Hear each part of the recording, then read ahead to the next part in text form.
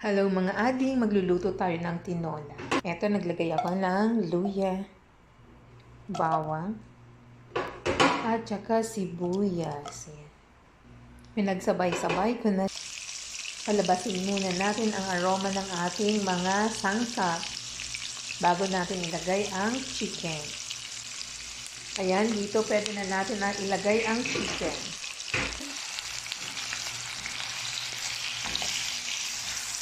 Eto, lagyan na natin ng patis. Then, ihalo-halo natin. Ayan na mga ading, pwede ko nang ilagay ang liver.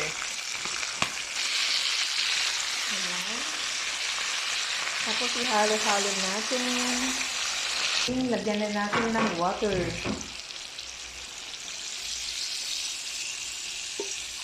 Kumukulo na, ilagay na natin ang papaya. Yan.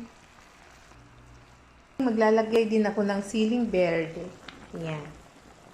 Dalawa lang linagay ko.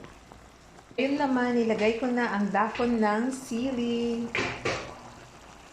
Eto, ganito kadami.